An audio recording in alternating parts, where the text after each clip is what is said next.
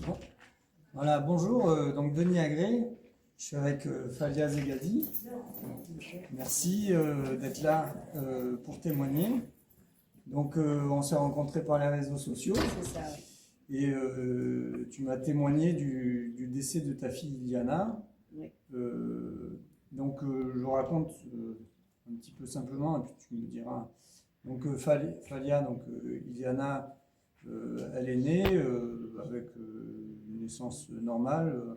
Bon, là, on a le compte rendu du centre de référence de mort subite du nourrisson de Toulouse, qui est daté de décembre 2023. Donc Iliana, âgée de 2 mois et demi, elle a eu les premiers vaccins pédiatriques, Exion et Prévénard. Et donc 8 jours après ces 2 vaccins, elle est décédée. Tu l'as retrouvée, tu dormais avec elle, et le matin, elle était plus animée, elle était décédée.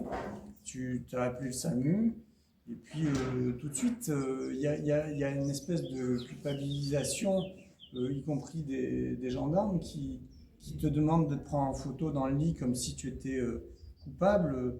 Dans le rapport, il y a écrit que tu as, comment ils disent, du co-sleeping, voilà, comme si c'était grave de dormir avec son enfant. C'est très culpabilisant et pas très gentil, pour dire très simplement les choses. Donc tu l'as allaité, c'est très bien. Et suite à ça, il y a eu une autopsie dont on t'a communiqué le rapport qui a dit qu'il y avait une myocardite. Fulminante, oui. Une myocardite fulminante. Et depuis tout ça, on a été en lien. J'ai écrit aussi aux médecins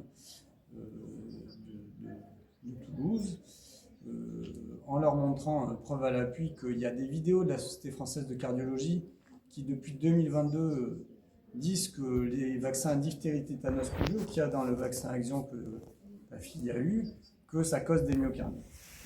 Et donc, dis-moi un peu, toi, comment tu ressens les choses aujourd'hui. Et voilà. Alors moi,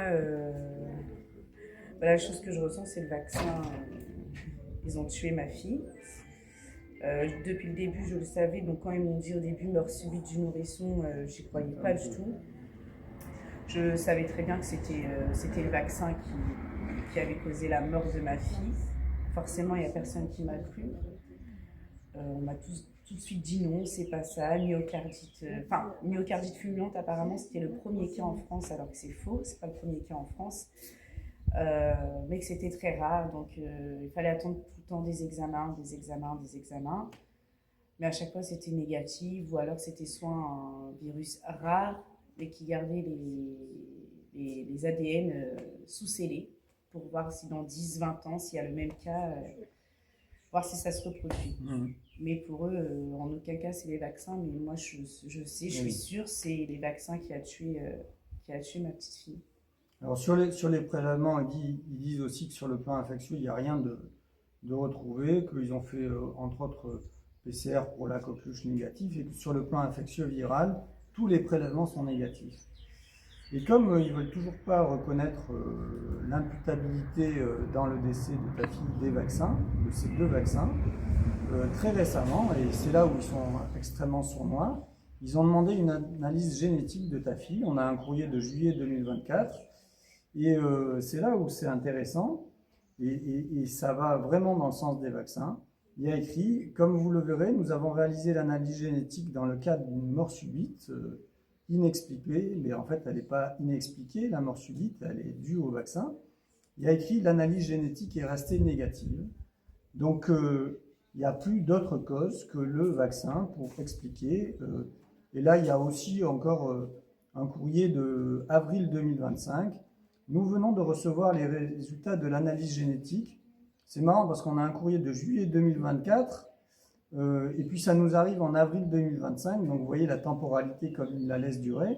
Il y a écrit « Il n'y a pas été retrouvé de variant susceptible d'être pathogène dans le panel des gènes analysés ». Donc ces gens laissent le temps passer et ne veulent pas reconnaître l'imputabilité des vaccins. On a bien compris qu'il y avait des enjeux économiques énormes à travers les vaccins. Mais clairement, ton histoire et ton témoignage qui est très précieux permettent de comprendre que ta fille a 2 mois et demi, alors qu'elle était en bonne santé, que tu l'allaitais, que comme toute maman qui a envie de dormir à côté de son enfant, elle a le droit de le coucouner et de lui donner de l'amour, et que ces vaccins, 8 jours après, ta fille, elle fait une myocardite fulminante et elle décède. Donc c'est gravissime. Moi, j'attends que, entre autres, les médecins du SAMU de Toulouse, à qui j'ai écrit par mail, plus que circonstancié, y compris avec une lettre que j'avais faite à un médecin qui est trop proche du pouvoir, qui s'appelle Laurent Macron, qui est un médecin radiologue spécialisé en IRM cardiaque, veulent pas reconnaître l'imputabilité des vaccins. Ça frôle quasiment la dissimulation de preuves en droit pénal. Et je trouve que nos institutions médicales et judiciaires jouent à un jeu extrêmement sournois. Il est extrêmement important d'informer les populations, y compris les parents, les jeunes parents qui ont des enfants, pour qu'ils comprennent que déjà les enfants qui décèdent précocement après les vaccins, c'est très probablement les vaccins qui sont en cause, et que aussi pour rappeler que l'obligation qui a été rendue en janvier 2018 d'obliger les enfants à être vaccinés pour aller à la crèche ou à l'école, c'est entre guillemets un pass sanitaire déguisé, et que cette obligation, compte tenu des risques cardiaques et notamment de myocardite, ne peut plus être tolérable dans notre société. On ne peut pas obliger des parents à faire des vaccins qui attendent et qui mettent des risques graves sur la santé des enfants. Et l'autre chose aussi, c'est que cette obligation, les services de PMI, l'aide sociale à l'enfance, les juges pour enfants ne peuvent plus et ne doivent plus se servir de la moindre culpabilité envers les enfants, envers les parents, pour les envoyer, leur faire des signalements d'informations préoccupantes ou leur retirer leur droit de parentalité. C'est plus tolérable du tout. Et ça, tu l'as vécu aussi, je crois, un peu. J'ai eu un enfant par la suite, et qui devait se faire vacciner, et j'ai expliqué mon histoire, et on m'a clairement dit si je vaccinais pas mon fils, on me ferait un signalement. Donc avec la pression, j'ai accepté, mais j'ai pas accepté les 2 vaccins, j'ai accepté un vaccin à section. Exion. Voilà. Donc Exion, juste, c'est le vaccin hexavalent, donc diphtérie, tétanos, polio, coqueluche, hémophilus, hépatite B, tout ça dans la même seringue. Voilà. Et 4 jours après, mon fils, il a atterri en réanimation. Il était à 2 doigts d'y passer. Voilà. Donc là, j'ai appelé la PMI en leur disant mon mécontentement, et que là, il fallait faire quelque chose parce que je ne continuerai pas à vacciner mon fils. Et du coup, même la médecin de PMI se décharge complètement de vacciner mon fils. Parce que là, on commence à me croire que c'est bien les vaccins qui font tout ça.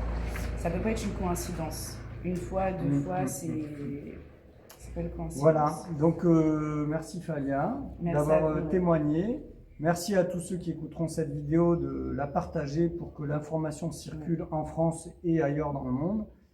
Et voilà, donc on en est là en 2025, de la compréhension des vaccins, qu'il y a des risques. Clairement, l'histoire des vaccins du Covid nous a fait comprendre que les vaccins du Covid causent des myocardites.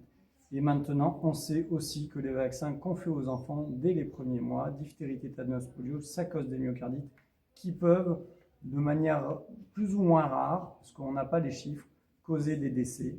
Et ça, c'est une information qu'on ne peut plus taire. C'est ça. Voilà. Merci Fanny. Merci.